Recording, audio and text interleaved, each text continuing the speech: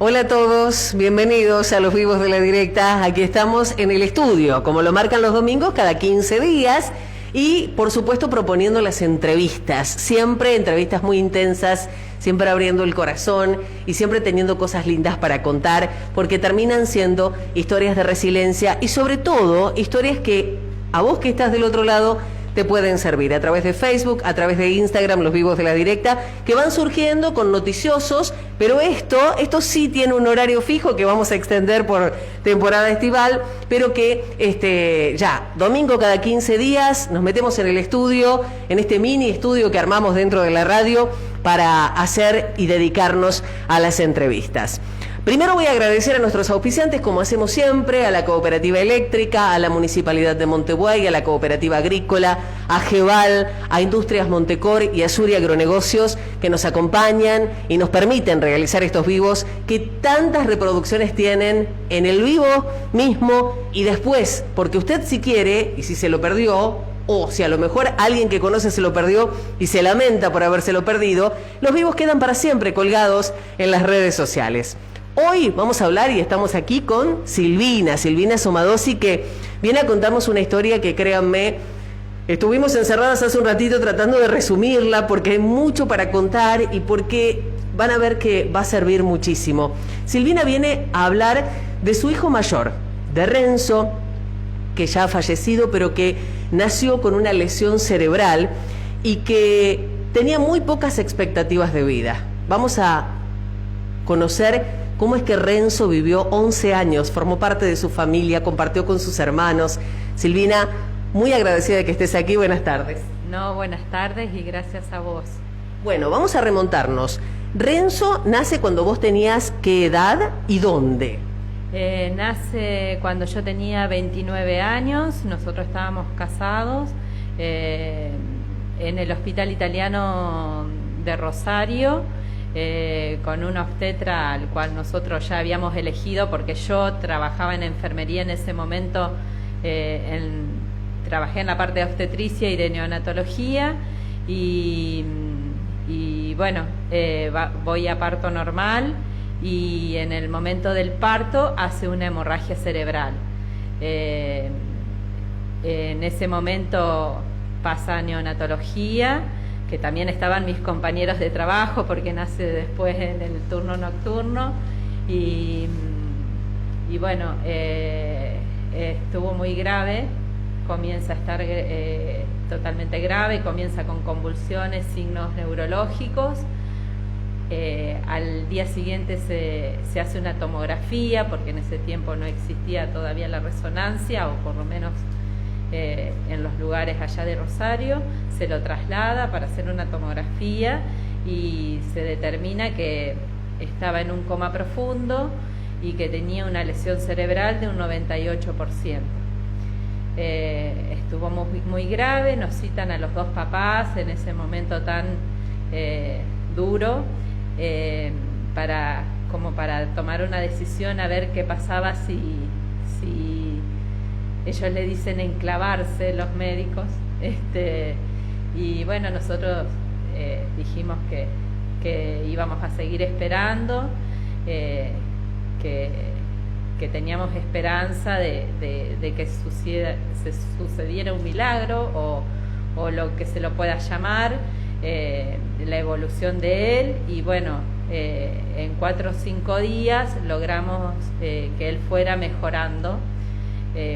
Se logró, bueno, por supuesto con todo el trabajo del equipo del Hospital Italiano, y se logró que él fuera mejorando y saliendo de las distintas etapas que, bueno, tuvo todos los signos neurológicos, pierde la succión y le empiezan a colocar sondas y ese tipo de cosas, pero evoluciona favorablemente. Bueno, finalmente y milagrosamente pueden llevarlo a casa, pero además tiene mucho que ver por tu profesión, porque vos eras enfermera y sabías los cuidados que debía tener. Sí, en su momento lo llevamos con la sonda nasogástrica y aparte había que estimular la succión y bueno, y estar observando. Él comienza a las pocas semanas con signos neurológicos importantes, empezamos a recorrer distintos neurólogos. La ventaja de que yo trabajaba en el hospital de niños de los Vilela de Rosario, hizo que conociera varios profesionales ya directamente, un poco por experiencias, y entonces como que apuntamos así al pediatra de los chicos, que era nutricionista, al neurólogo, que era uno de los más importantes. Cuando decís temas neurológicos, ¿a qué te referís, Silvina? Claro, él empezó a hacer problemas de rigidez, de hipotonía, y a tener llanto continuo durante día y noche, y eso le producía mucho vómito. Y bueno, el mismo neurólogo lo medicaba, le hacía electroencefalograma, lo medicaba, y también volvimos a hacer estudios, no nos daba muchas posibilidades de vida.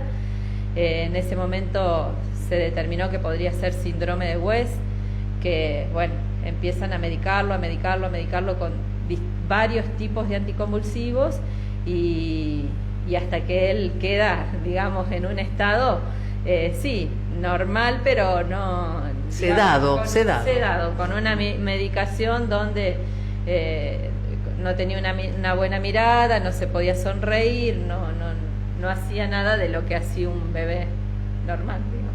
Y entonces ahí decidiste cambiar, ese no era el camino que ustedes querían. No decidimos cambiar, sino que seguimos la lucha. Empezamos a ir a la estimuladora temprana, nos decían que había que esperar 2 años para la estimuladora visual, para la fonoaudiología, así que empezamos en búsqueda de distinto tratamiento. Mi marido tenía mucho conocimiento en la parte tecnológica y se manejaba, en ese tiempo había muy poca información por internet, que no es la misma que hay ahora. Empezamos a ir a distintos lugares como Clínica del Castillo de Córdoba, Flenic de Buenos Aires, y ir viendo hasta que en un momento aparece una mamá que, bueno, siempre vamos a estar agradecidos de ella, que se comunica con mi esposo y nos hace referencia que ella está haciendo un tratamiento en Filadelfia, Estados Unidos, y que su hijo está evolucionando favorablemente. Esperemos ahí, antes de meternos en Filadelfia, que hace un ratito cuando charlábamos con Silvina, yo decía, creía que se llamaba Instituto Filadelfia. No, había que ir a Estados Unidos, a Filadelfia, para comenzar un tratamiento. Pero puntualmente, como para tomar magnitud, ¿cómo era Renzo y qué no podía hacer? ¿Sostenía alguna de sus partes? ¿Se alimentaba? ¿Se comunicaba? Se alimentaba por sonda nasogástrica, hasta que, bueno, más adelante, casi a los 2 años, decidimos hacer el bostón gástrico porque hacía neumonías a repetición. El primer año fue un año bastante estable. El segundo año empiezan los problemas respiratorios, de neumonías y ese tipo de cosas, donde teníamos muchas internaciones y lo que me preguntaste antes fue si él podía sostener él en realidad se alimentaba, ya sea primero por sonda, después por botón gástrica, no sostenía la cabeza, no podía mover ninguno de sus miembros, o sea, hubo etapas donde los tuvo muy flácidos y otros muy rígidos. ¿Qué quiere decir? Que no tenía ningún área voluntaria. Sus ojitos se iban por momentos, o sea, no es a veces cuando un adulto mayor tiene un accidente, tiene muchas veces algún área voluntaria, ya sea la vista o la boca o algo por lo cual se pueden comunicar con un palillo en una computadora, pero bueno, en este caso no había áreas voluntarias. Claro, no lo había aprendido, no es como un adulto que registraba alguna enseñanza justamente por haber crecido. Él no había aprendido nada. En realidad no es porque no lo había aprendido porque seguíamos haciendo la estimulación y uno trataba de pararlo y estimularlo y hacerle todas las cosas. Hicimos cosas increíbles, pero a veces la lesión cerebral es tan importante que no permite que sus áreas motrices, o sea, el área motora estaba muy lesionada, todas las áreas motoras. Bueno, contame, Silvina, el viaje, porque ¿cuántas veces fueron a Filadelfia y cómo fueron esos viajes y si sirvieron en qué? Nosotros, esta mamá nos explica algo del viaje, empezamos a probar, probar con algunas cosas que ella hacía. Uno de los primeros síntomas fue que él empieza a llorar. Entonces nosotros dijimos, bueno, hay algo. Bueno, nos dio esa esperanza para poder hacer. Fuimos a hacer una capacitación nosotros como papá a México. Después logramos que en el año 2000 nos dieran la primer consulta en el instituto. Es un instituto que trabajaba la parte física, la parte intelectual y la parte fisiológica.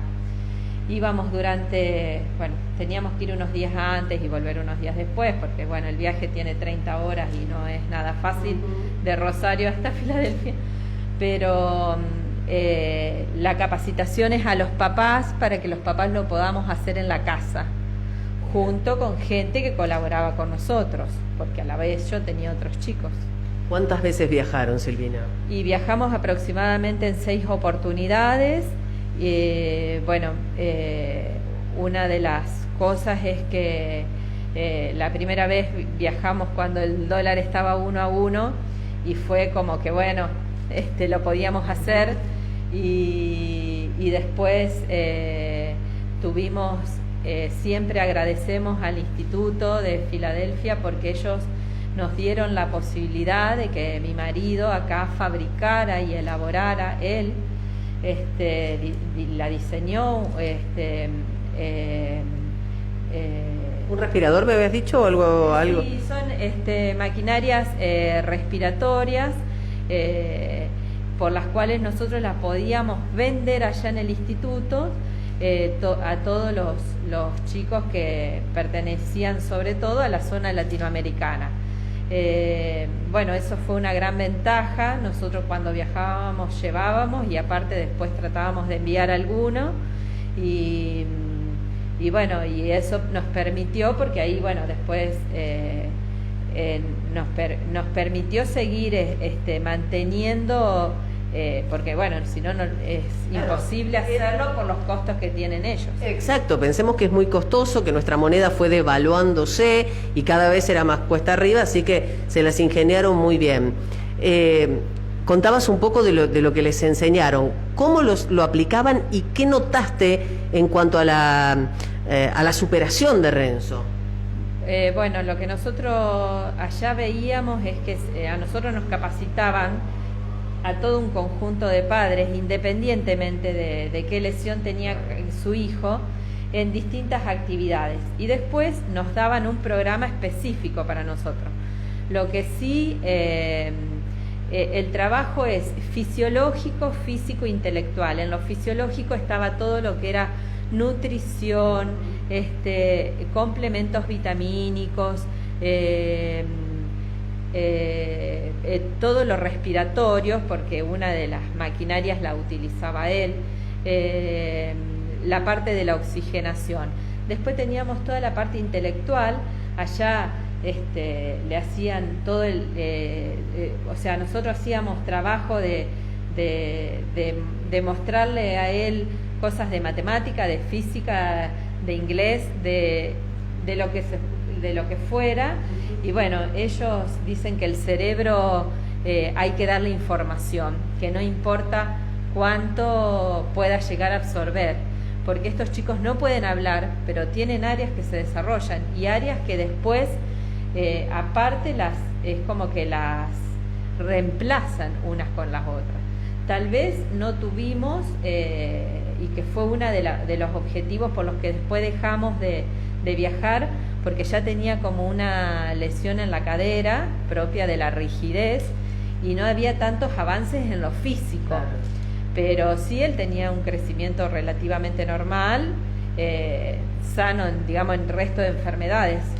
Silvina, ¿cómo se comunicaba él y si lo lograba con el resto de la familia? Porque vale decir también que Silvina, 3 hijos, y tienen diferencia de 2 años entre ellos, o sea que te ha tocado Renzo de 2 añitos con su problema y después vino Julio y después y así vas sumando bebés, que no es nada fácil. Siempre me contabas, te hiciste cargo con un poco de ayuda.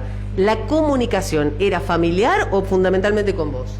Bueno, la comunicación al principio, cuando uno es como que desarrolla áreas que son la mirada profunda, poder observar cada gesto, cada movimiento, cada cosa que hacía.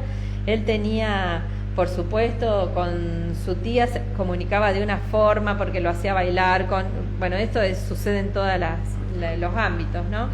Pero nosotros allá aprendimos algo que se llama comunicación facilitada. Ellos allá no lo vieron pero dijeron que Renzo estaba preparado para hacerlo. Entonces, cuando a la vuelta yo comienzo a tratar de comunicarme con él, es tratar de percibir sobre un abecedario que puede ser nosotros lo achicamos, pero podía ser más grande, ¿no? Está reducido, pero podía ser más grande. Lo que pasa que a ellos, al tener poca movilidad, les conviene que esté reducido. Claro. Se percibe el movimiento que hace en su mano y va marcando, deletreando la palabra. Por ejemplo, quiero, y pone la palabra quiero deletreándola. Después se hace tan rápido y eso que yo no me comunicaba todo el día, porque ahora un chico de 4 o 5 años te demanda 24 horas. Yo me comunicaba cuando podía, en el momento que podía, cuando escuchaba que gritaba mucho y no sabíamos lo que quería. Muchas veces él gritaba y no era que estaba gritando porque lloraba, gritaba porque quería cosas, gritaba porque no tenía otra forma de expresarse, porque sus hermanos hacían cosas que él no podía hacer, porque los demás chicos, por qué le había tocado ese problema a él, por qué no podía ir a la escuela. Él quería tener tarea cuando la mayoría de los chicos no quiere hacer la tarea. Y entonces ahí empieza lo de la comunicación. Entonces él empieza a escribir frases, después empieza a hacer poesías y empieza a hacer cuentos, porque es como que al no poder hacer otra cosa, si bien, bueno, seguíamos haciendo la rehabilitación, empezamos a ir a un centro terapéutico, pero en el centro terapéutico lo trataban como a un bebé. Tenía 7, 8, 9 años y lo trataban como un bebé. Y como no hablaba, no lo entendían, entonces él quería que le dieran un tema y cuando volvía a casa y lo mismo hacía con la fonoaudióloga, le pedía un cuento y él venía y lo analizaba. ¿Quién escribía esas poesías que él marcaba? Las escribía yo, sí, las escribía yo, porque era yo la que me comunicaba y otra chica que logró comunicarse, que vino a casa, que no era terapeuta, es más, con ella escribía cosas que no escribía conmigo, que no escribe con la mamá. Por ejemplo, en ese tiempo se mandaba un mensajito a la radio para pedir un tema, cosa que quedó grabado, o hablaba de la amistad. Él tenía personas con las que se relacionaba diferente. Estaba el que lo venía a hacer y le hablaba pavada y le decía cosas interesantes, y él buscaba siempre a alguien que le hablara cosas importantes, que no lo tratara como un bebé, que no le dijera, claro, que no le dijera, ay, qué lindo estás vestido, y nada más terminaba la conversación ahí. Él se quería vestir como un hombre. Porque Silvina, ¿cómo? Claro, sus hermanos colaboraban, jugaban o se rebelaron, porque también hay mucho tiempo dedicado a Renzo de parte de mamá y papá. No, totalmente. Fuimos así como un núcleo que se unió. Creo que es una familia especial, se hace como una familia especial. Tal vez de afuera el otro lo ve diferente. Para nosotros era parte de nuestra rutina, trabajar todo el día en eso, estar haciendo cosas. Ellos chiquitos se criaron en el gimnasio que teníamos y sus hermanos colaboraron muchísimo en todo, desde cortar las pastillas para darle la medicación hasta pasarle la comida o bueno, yo hacía un recorrido que llevaba uno al centro terapéutico, iba a buscar a los otros a la escuela, volvíamos, bueno, hacíamos todo un recorrido. Después se quedaba tal vez con una chica para yo llevarlo a uno a básquet y a la otra nena a patín, pero siempre hubo un conjunto. Mi marido, bueno, tuvo que trabajar muchísimo, lógicamente, por una cuestión económica. Porque además vos dejaste la enfermería por un tiempo. Sí, yo lo abandoné cuando decidimos hacer el tratamiento. Claro. Y aparte porque, bueno, él tenía un cargo con una responsabilidad muy alta y por eso también dentro de los agradecimientos que después quería hacer era la empresa donde él trabajó, que son todos los directivos de la empresa Telecom, que nos daban las fechas exclusivamente para que él pudiera viajar a Filadelfia en el momento que nos daban el turno. Claro. Silvina, vos antes decías que Renzo se preguntaba por qué a mí, o qué me pasó. ¿Vos te preguntaste eso en alguna oportunidad? No. Siempre, desde mi parte, estuve... bueno, los primeros días es un shock porque uno va con el enterito, el bolso preparado y todo lo que va a pasar y que está todo bien y en un segundo cambias de la vereda enfrente. Sí me pregunté por qué muchas veces cuando haces el curso de preparación para el parto, por qué nadie te dice que existen otras cosas, que no es solamente calentar la mamadera y cambiar el pañal y esas cosas. Y sí eso tal vez me pude llegar a preguntar. Pero siempre tuve conexión con gente que veía que mamás del Vilela que no tenían absolutamente nada y luchaban con ese niño sin recursos, no hablo, ni siquiera es económico, pero aparte no pasa por lo económico, sino por lo que vos puedas hacer con tu hijo. Entonces, de decir, esas mamás que eran luchadoras y bueno, y que vos junto a esa mamá veías ese papá que a lo mejor no estaba ahí porque en el hospital Vilela podía estar uno solo, como en la mayoría de los lugares nos pasa, pero que detrás está el papá, está la abuela, está el tío y toda la familia intentando hacer. De todas las notas que hemos contado, de historias fuertes y profundas, todo el mundo habló de fe. ¿Qué papel juega la fe en tu historia? Bueno, la fe juega un papel muy importante. Yo creo que desde el primer día, desde ese día que nos dijeron que no había nada que hacer, bueno, uno busca otras alternativas, desde quién va al Padre Ignacio, quién un directivo era el gerente de mi esposo, nos trajo un rosario bendecido, bueno, y así mi cuñada que le había prometido que en vez de se iba a llamar Renzo solo y hizo una promesa y dijo si todo sale bien va a ser Renzo Jesús, y así que se llamaba Renzo Jesús Somados. Y bueno, y la fe estuvo siempre. Después nosotros le prometimos que apenas salía de alta lo íbamos a llevar al Padre Ignacio. Lo llevamos al Padre Ignacio, durante un tiempo muy importante estuvimos concurriendo por una u otra razón, cuando podíamos y cuando la situación lo permitía, porque bueno, él muchas veces estuvo internado, pero también muchas veces uno tiene que tener fe y también yo creo que cuando a veces la medicina ya no te resuelve cosas, bueno, uno tiene que buscar otras alternativas. Aparte la fe está en todo momento, de tener que programar esos viajes intensos, que era dejar a nuestros hijos acá y que nos agarrara una tormenta arriba del avión, y pensar que podía pasar cualquier cosa, hasta llegar con un nene que lloraba y nosotros, viste, que a veces la gente te mira, no tenés... bueno, acá en la Argentina tenemos un problema con la discapacidad terriblemente. Allá en Estados Unidos está todo mucho más solucionado. Te esperan con la silla en el avión, te acercan a hacer todo el tramiterío, ya sea de aduana y bueno, vas a cruzar una vereda y dejan que el cochecito pase.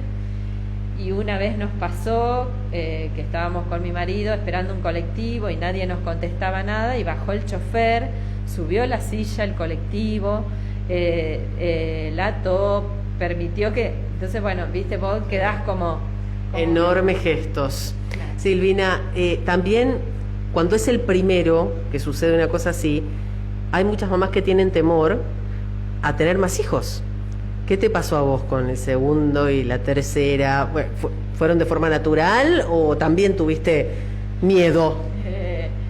En realidad no tuve miedo para tenerlos ni para buscarlos, pero sí con Julio tuve que hacer reposo y tuve una hemorragia cerebral y fui de urgencia, intrauterina, claro. Quiero decir, y fuimos al hospital y fue a cirugía de urgencia. Y bueno, yo en ese momento no me tomaba la anestesia y creo que mi marido estaba, bueno, terriblemente mal, y yo cuando salimos de ahí le decía a mi mamá, lloró, porque claro, al primero no lo habíamos visto llorar. Claro. Y con Luisina yo ya iba como para ligarme las trompas con una cirugía programada. En el momento del parto tengo yo una hemorragia, así que a mí me duermen, me dan una transfusión y ahí la tienen ellos, digamos, mi marido y mi mamá, y le tienen que dar mamadera y ese tipo de cosas, pero bueno, eso fue todo transitorio y todo bien. Y bueno, ¿Fue importante para Renzo tener hermanos?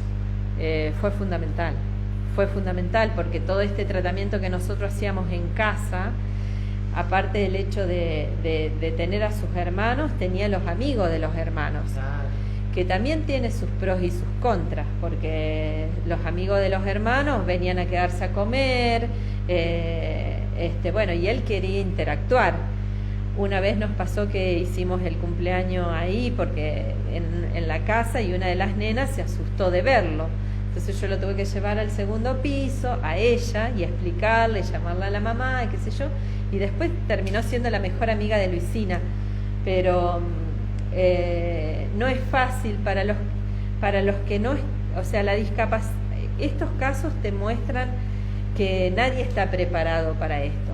Y que estamos también, bueno, y estamos hablando de hace muchos años atrás, y que ahora todo ha mejorado muchísimo.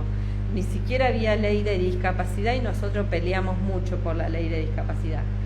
Pero creo que había muchas cosas que no se decían o no se mostraban, y que ahora, bueno, hay mucho más que de las cuales sabemos. Los chicos están mucho más informados en el colegio, comparten en un colegio con chicos que tienen cualquier otra discapacidad, aunque sea pequeña. Sí.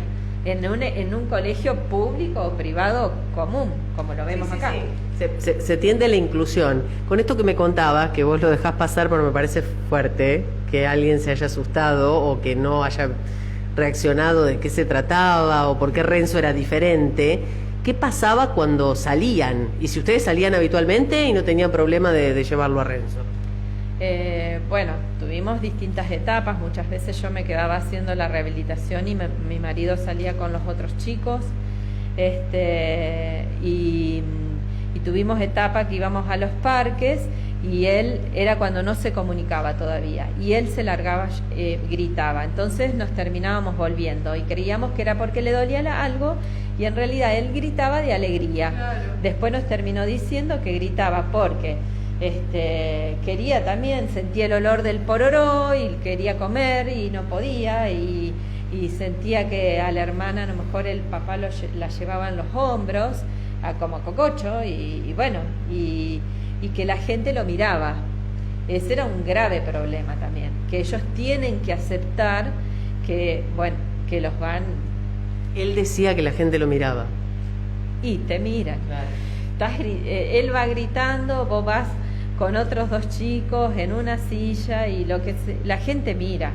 O sea, la gente no, tal vez mira sin querer, mira porque desconocimiento, mira porque por muchas razones, pero en realidad es así. Bueno, hay un poema que yo quiero leer, alcánzame, Kiki, porque Silvina decía que él desarrolló esto le gustaba a él escribir sobre todo. Claro, bueno, él empieza escribiendo frases, lo que le gusta, porque bueno, ahí le empezamos a preguntar ¿por qué vos llorabas acá? Porque, claro. O por ejemplo, él quería elegir el parque y siempre elegían los hermanos. O sea, ahí él es que le empezamos a hacer ese tipo de preguntas. O por ejemplo, yo un día llevaba a los chicos a un cumple y él se quedaba con mi marido y entonces después mi marido le había explicado sobre arreglar una radio y una cosa así, entonces él después quería replicar en el escrito lo que había dicho. Lo mismo pasaba con esto de hacer tarea. Y entonces él empieza a querer hacer algunos escritos él solo, y entonces empieza a hacer poesías y hace cuentos. Y dentro de esos cuentos hay muchos cuentos que son tipo fantasía, lo que él le gustaría hacer, porque hay otro que habla de viajar al cañón del río Colorado en Estados Unidos, y él sale con una canoa con 4 compañeros, todos discapacitados, desde Rosario. Va a 10.000 lugares, bueno, y ahí muestra cómo él lo cuenta sin estar en una silla de ruedas. Exacto. O sea, cómo él se le imagina el cuento sin estar en la silla de ruedas. ¿Y que vamos a leer, que se llama Nicole? Nicole era una compañera que también tenía una lesión cerebral grave. Nicole de Rosario, la mamá fue atacada cuando no existía no se sabía lo de la violencia de género. Fue atacada cuando fue a mostrar un departamento ella estaba embarazada de 6 meses y Nicole nació 6 mesinas y con lesión cerebral, lógicamente. Y esta se la dedicó Renzo a Nicole, que dice: sos mi gran amiga, sos mi ángel que me guía, aunque no estemos juntos todo el día, sos mi gran compañía. Gracias por tu simpatía, por tu comprensión. Nuestra amistad es verdadera, durará toda la vida. Aunque tengamos diferentes vidas, aunque tengamos diferentes caminos, nuestros sueños siempre serán compartidos, porque somos y seremos siempre amigos. Nunca dudes de contar conmigo, nunca dudes que soy tu amigo. Solo piensa en mí y yo estaré aquí contigo. Que Jesús te acompañe, te quiero mucho, amiga querida, Renzo. Ay, por favor. Silvina, esto lo escribió, ¿qué edad tenía Renzo? 8 años. 8 años, evidentemente desarrollada su capacidad de lectoescritura a full, porque esto un chico hasta tiene rimas y realmente fabuloso y hecho con el corazón, realmente. Sí, con cariño, o sea, se lo hizo a la amiga, a la amiga porque ellos no tienen muchos amigos también. Claro. Estos 2 chicos del Chaco, a los cuales yo conozco después, después con el tiempo que los conozco acá, estos chicos del Chaco son 2 chicos adoptados, con 2 mamás que hicieron mucho en Villa Ángela para poder hacer un centro de rehabilitación. Y yo un día le digo a una de las mamás que por favor me permita escribir con uno de ellos. Porque él se desesperaba de verme. Y entonces la mamá, bueno, al principio como todo, no me creyó, pero cuando se fue al Chaco intentó, hasta que un día me llama y me dice: Matías, me dijo una palabra que yo no me la imaginaba. Y a partir de ese día, Matías empezó a escribir. Cuando el doctor Ganen acá había formado un grupo que era de bioética y yo estaba ahí, vimos una película que se llama La escafandra y la mariposa. Entonces yo la termino de ver, llego a mi casa, lo llamo a Matías y le digo: Matías, vos tenés que escribir un libro y contar tu historia y después lo que quieras. Y en el primer libro escribe su historia, que se llama El silencio que grita. ¿Por qué? Es un silencio del cual vos no salís, o sea, y al día de hoy no habla, tiene 25 años, es el que cuenta Luisina, y que ya hizo 6 libros. Bueno, mencionabas a Luisina, mencionabas a Luisina y no quiero dejar pasar que hace muy poquito hacíamos una nota en la radio con Luisina, porque llegó a instancias altísimas de las Olimpiadas en Filosofía. La temática propuesta era el cuerpo, y justamente Luisina habló de la eutanasia, la vida y la eutanasia. Ella contaba y compartía con nosotros la historia de Renzo, que ella realmente le sorprende el hablar, el pensar siquiera en la eutanasia, porque en la familia ni siquiera, nunca se consideró eso, a pesar, Silvina, que contás que los médicos lo pusieron sobre la mesa. Sí, por supuesto, nunca se pensó en eso.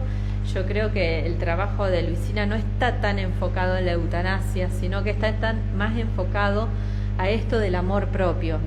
Y ella habla un poco de que cómo estos chicos, porque bueno, el tema que le había tocado a Luisina era el cuerpo, y cómo muchas veces nosotros le damos como mucha relevancia al cuerpo, y que ellos en realidad, así como Renzo decía, yo soy un cerebro en una caja negra, yo creo que ellos lo que hacen es darle mucha más relevancia a lo emocional y al alma, o sea, todo lo que pasa por la mente y el alma, y que el cuerpo sí es una parte, lógicamente que si tenemos y podemos mover todo, que lo que pasa es que nosotros no nos damos cuenta.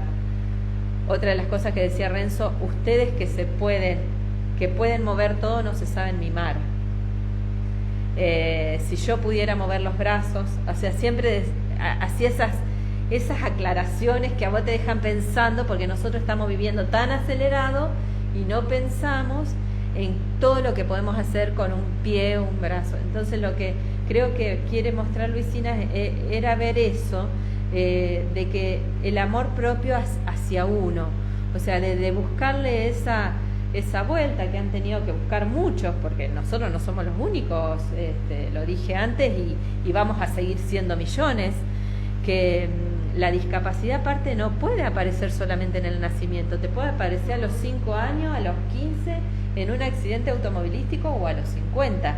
Esa película de la escafandra y la mariposa que se muestra es alguien que tenía como un millonario, como si fuese, no sé, Tinelli, y vos decís, y de golpe vos te quedaste sin nada de tu cuerpo. Entonces, ¿qué haces ante el otro que no te puede, que no te entiende? Entonces, cuando nosotros creo que tenemos que ver que estos chicos, por más que no puedan hablar, tienen otras capacidades que pueden desarrollar. Y hay que reconocerlas y justamente desarrollarlas. Silvina, Renzo, ¿a qué edad falleció? Falleció a los 11 años. Ese día iba a empezar un taller literario en la municipalidad. Ya venía yendo a un centro terapéutico, que dije antes que lo estábamos mandando así 3 horas a la mañana para que estuviese con otros chicos, donde él quería tarea, pero en los centros terapéuticos no te dan tarea. Y empezaba un taller literario en la municipalidad. Y estuvo toda la noche súper ansioso preguntándome qué camisa se ponía para ir al centro terapéutico y qué camisa se ponía para ir Estuvo toda la noche así. Y bueno, yo lo llevo a los chicos a la escuela y cuando vuelvo estaba fallecido. ¿Vos crees que la ansiedad tuvo que ver? Bueno, yo creo que, no sé, no lo quiero ni pensar. O sea, yo creo que cada uno tiene su...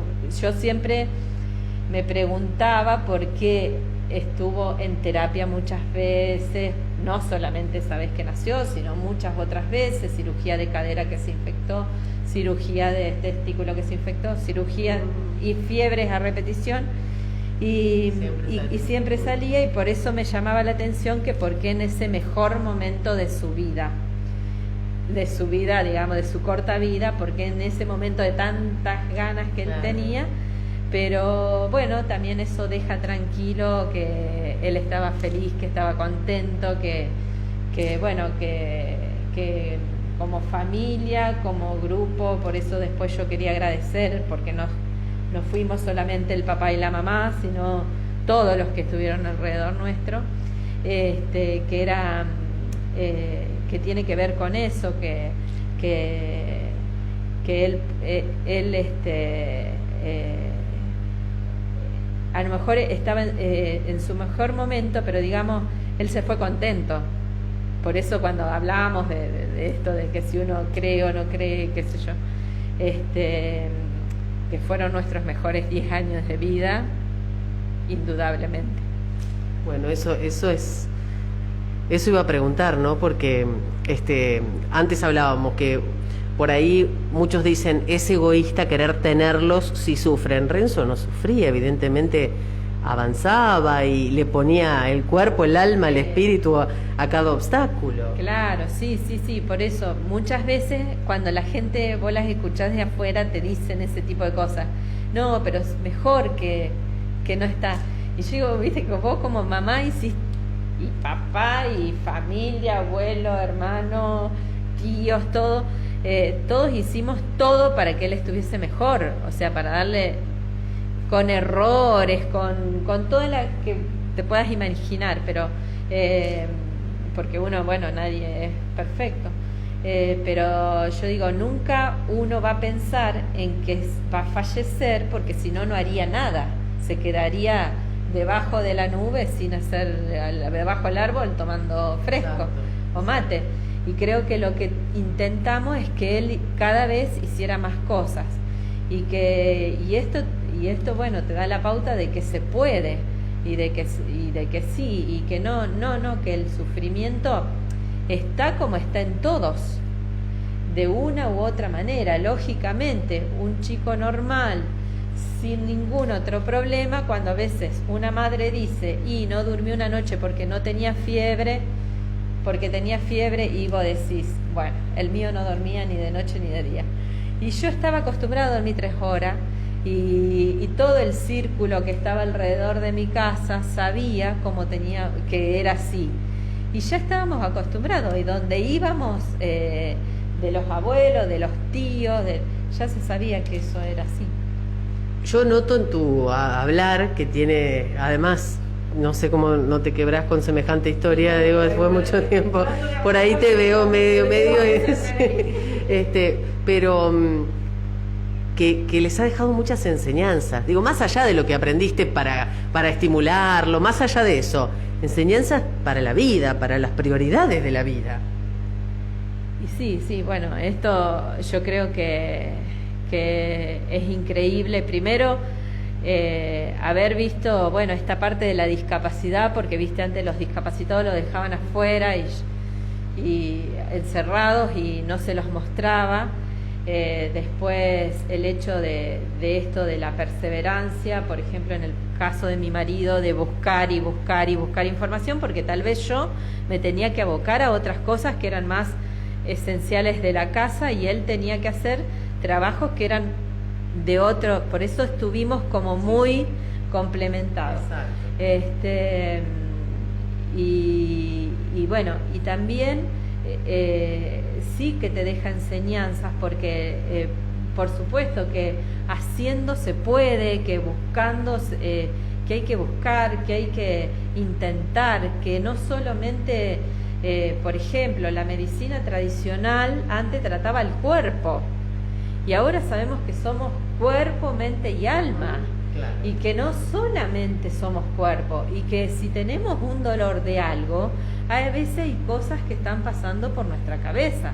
Esta pandemia nos lo vuelve a demostrar, sin que nosotros hubiésemos pasado por una pandemia, que no somos cuerpo solamente. Y porque a veces vos decís, te duele el estómago, y vas y te toma una ranitidina. ¿Pero por qué te duele el estómago? O sea, y bueno, y también de esto hay muchas cosas que tienen que ver con las estadísticas, que si vos vas a tener un bebé, sabes que estadísticamente, me lo dijo a mí el obstetra, dice, yo nunca pensé que a una compañera de trabajo me iba a pasar, pero el 3% le pasa esto, el 5% le pasa lo otro, el 8% le pasa lo otro. ¿Es evitable? O sea, ¿hay alguna mala praxis en esto? No, porque él pudo haber tragado líquido amniótico y hacer la hemorragia cerebral, o hizo la hemorragia cerebral en el momento del parto. Yo el día anterior me había hecho una ecografía, estaba todo perfecto. Tenías una lista larga de agradecimientos, si querés, y mientras mostramos la foto de Renzo, porque hay fotos de bebé, y hay otras fotos para que ustedes conozcan de quién estuvimos hablando, de Renzo. Elegimos 2 o 3 fotitos para ir mostrándolas mientras Silvina agradece a un montón de gente que les dio una mano. Mira, acá están tus lentes para que no te pierdas, porque seguramente del otro lado, aparte eso no tiene fronteras, lo ven desde todos lados. Sí, el agradecimiento era a los familiares, fundamentalmente, abuelos, tíos, amigos, padrinos, maestra de los chicos, que se tuvieron que hacer muchas veces cargo de llevárselos a su casa cuando había algún inconveniente. Para el cuidado de nuestros hijos destacamos la intervención o viajes prolongados al instituto, porque además del trabajo intenso que mi marido hacía durante la semana para conseguir los recursos, el instituto le permitió que fabrique y exporte para vender allí maquinarias de electromedicina. A directores de Telecom que tuvieron consideraciones con nosotros para respetar las fechas en que nos citaban, porque las empresas multinacionales a veces no son tan flexibles en este tipo de cosas.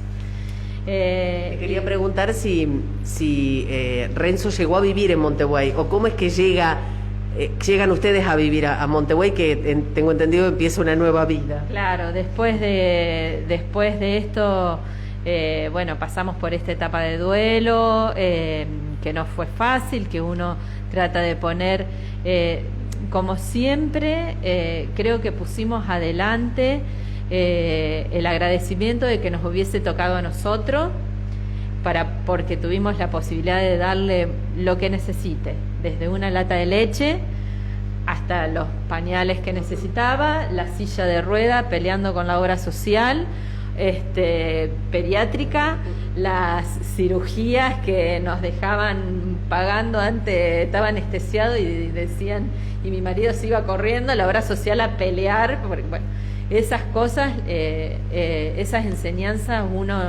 uno, si bien en el momento son difíciles, también, y bueno, y nosotros llegamos acá después de todo esto, haciendo como un cambio de vida, los chicos, bueno, teníamos que irnos del pueblo, y este era un pueblo donde mi esposo ya lo había conocido, yo vine, me gustó, por las escuelas, por los clubes, porque los chicos acá podían ir sola a la escuela, porque bueno, no es Rosario, no es la ciudad, y bueno, y sí, nos cambió la vida a todos, pero bueno, eso está siempre en el recuerdo, digamos.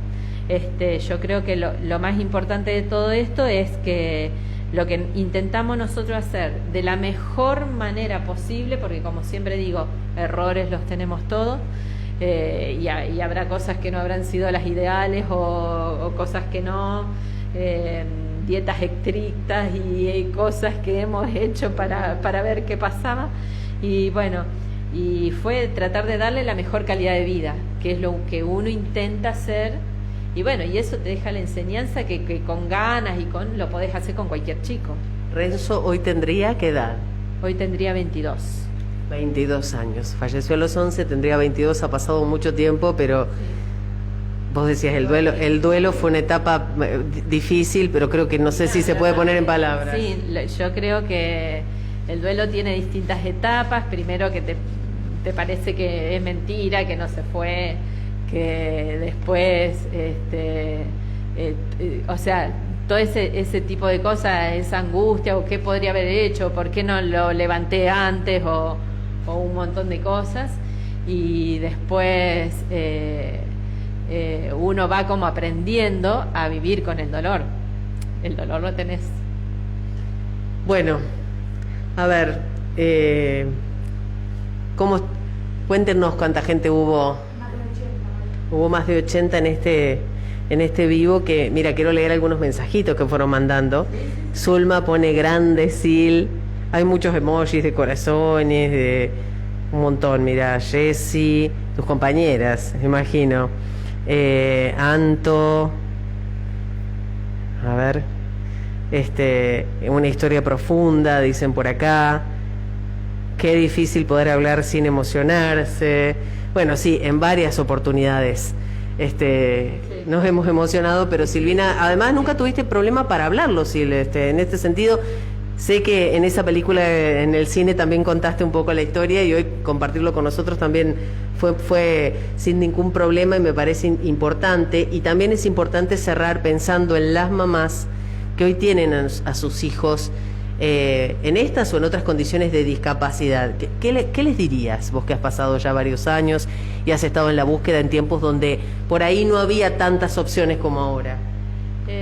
Bueno, como te decía, no es fácil, cada familia es un mundo, por eso digo que somos familias especiales, y no especiales por tener un chico especial, sino porque, bueno, la normalidad de las mamás, lo llevo al jardín, lo dejo en cualquier otro lugar. Bueno, el tema está en decirle a estas mamás que hay que buscar, o sea, que hay que buscar alternativas, de no cerrarse, así como mi marido investigaba a ver que nosotros fuimos a la clínica de Castillo, al Flenic, pero a veces hay que buscar en otros lugares. Qué sé yo, en momentos que estuvo con dolor yo hice acupuntura, por ejemplo, y no sabía si la acupuntura le iba a dar resultado, y él después me escribía que sí, en tales cosas, en tales, pero yo creo que lo que hay que buscar es cuando el otro te está ofreciendo esas posibilidades, porque a veces es como descubrir otro mundo. En el caso de Matías, cuando yo lo conozco, y Juliano, tenían entre 5 y 13 años y nunca habían hablado. Y Juliano por lo menos pudo tener voz propia desde los 13 hasta ahora que tiene 21, con una lesión cerebral muy grave, ¿no? Y esa voz ya se está transformando porque ahora tiene tanta gente que lo ayuda que ya no tiene la voz de la mamá, tiene la voz de un hombre. Y entonces hay que buscarla, hay que buscar y no cerrarse, porque esta mamá también no me creyó ese día que yo me fui, pero ella siguió intentando. Y estos dos son dos chicos adoptados, pero estos papás han hecho muchísimo. Y Juliano es un nene que está en el secundario y escribe cosas interesantísimas, si bien no hace libro, porque es un como que está en la adolescencia, y la adolescencia más en la rebeldía. Pero por ejemplo, él le escribió, tenía 7 años, una carta a una jueza que dieran a los chicos en adopción antes, porque los chicos necesitan amor. Estamos hablando de un chico de 7 años que si vemos, pero lo que pasa que ellos, es como que yo digo, desarrollan áreas importantes o diferentes a las nuestras, porque nosotros esta rutina del día a día, del apuro, del tiempo y todo eso no nos permite ver muchas cosas.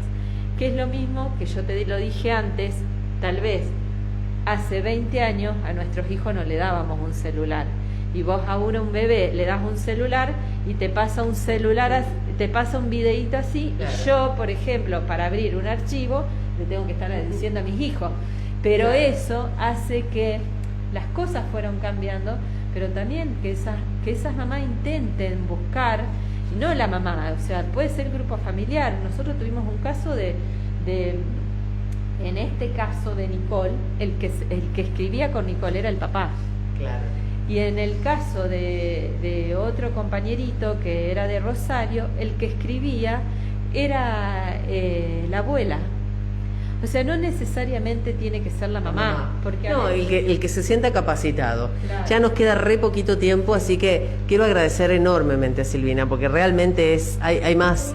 Un último mensaje que dice: Gaby, te admiro profundamente. Jessy dice: una guerrera, te quiero y te mando un abrazo fuerte.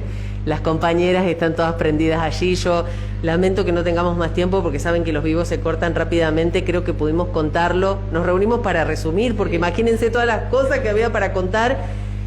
Pasamos por la emoción y por el quiebre, porque nosotros escuchándola y también viendo los ojos vidriosos de Silvina acompañamos eso, pero la fortaleza, el claro objetivo de seguir para adelante, con eso hay que quedarse, y esto de que los chicos pueden dar más, probablemente no en ese campo de lo físico, o sí algunos avanzar en eso, pero sí desde lo intelectual, y realmente sorprendente las cosas que uno lee de Renzo, o que nos cuenta Silvina de sus otros compañeros, de todo lo que pueden avanzar cuando hay alguien que pone expectativas y los acompaña en ese proceso. Que eso sea, que hay que intentarlo, y las prioridades, sobre todo, que el cuerpo es solo un envase y que alma, espíritu, intelectualidad es lo que podemos alimentar, ¿no es cierto? Por supuesto, cuidarnos desde lo físico, pero también tiene que ver mucho nuestra cabeza, nuestro espíritu, nuestro corazón. Gracias, Silvina. Hermoso, hermoso poder contar esto. Gracias a todos los auspiciantes que nos acompañan siempre, a Suri, a Gebal, a Cooperativa Agrícola, a Cooperativa Eléctrica, a la Municipalidad de Montehuey e Industrias Montecor. Gracias, Valle, gracias, Kiki, y a todos los que estuvieron del otro lado. En 15 días seguimos con más entrevistas en los vivos, pero mañana a las 11 de la mañana te mostramos el refugio canino. Hasta mañana.